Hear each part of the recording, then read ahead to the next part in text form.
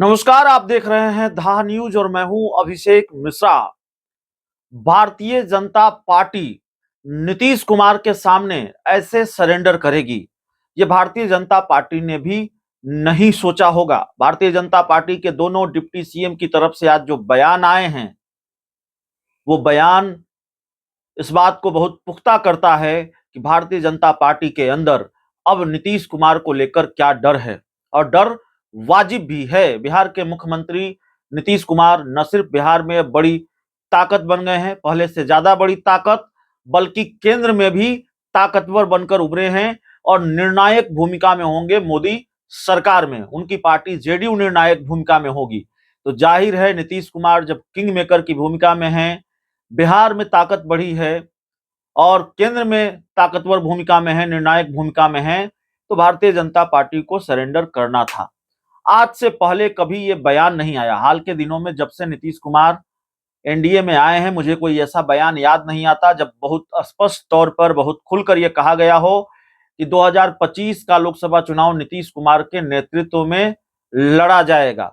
लेकिन आज भारतीय जनता पार्टी के दोनों डिप्टी सीएम, बीजेपी कोटे के दोनों मंत्री, दोनों डिप्टी सीएम, एक तो भाजपा के प्रदेश अध्यक्ष भी हैं सम्राट चौधरी, बहुत साफ तौर पर, बहुत खुलकर उन्होंने कहा कि नीतीश कुमार के नेतृत्व में ही 2025 का विधानसभा चुनाव लड़ा जाएगा।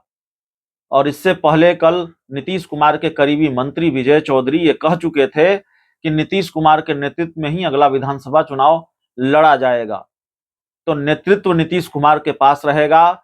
2029 तक क्या नीतीशे सरकार, 2029 तक क्या नीतीश कुमार बिहार में एनडीए की कमान संभालेंगे, एनडीए के नेता रहेंगे, एनडीए के चेहरा रहेंगे, ये बात साफ तौर पर नजर आ रही है, ये सवाल है।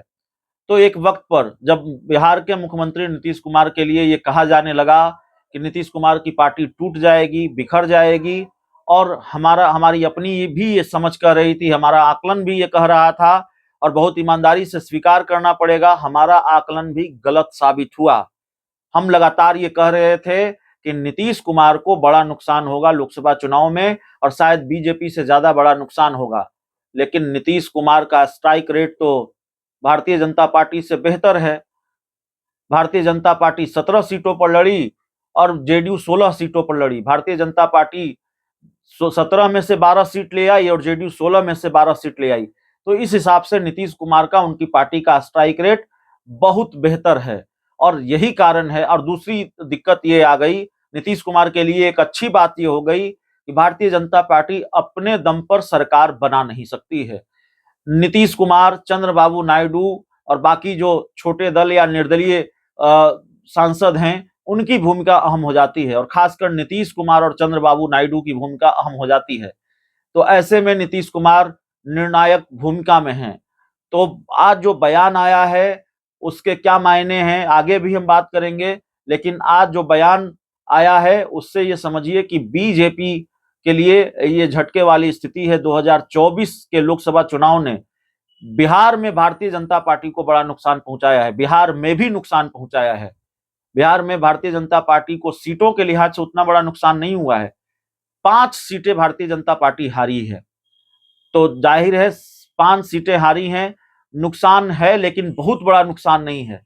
बड़ा नुकसान यह है कि इन 5 सीटों की वजह से, 5 सीट हारने की वजह से, और देश भर में जो नुकसान हुआ है उसकी वजह से नीतीश कुमार फिर से बड़े भाई की भूमिका में हैं। नीतीश कुमार गठबंधन का चेहरा होंगे एनडीए का, और नीतीश कुमार 25 में नेतृत्व करेंगे। ये बीजेपी को भी स्वीकार करनी पड़ी है। ये बात सिर्फ भारतीय जनता पार्टी, माफ कीजिएगा, जेडीयू के नेता नहीं कह रहे हैं। कल विजय चौधरी ने कहा, उसके बाद भारतीय जनता पार्टी के 2 बड़े नेताओं ने भी कहा, सम्राट चौधरी और विजय सिन्हा ने भी कहा। तो जाहिर तौर पर अब ये अपने आप में ये बड़ी खबर है, बड़ा मामला है।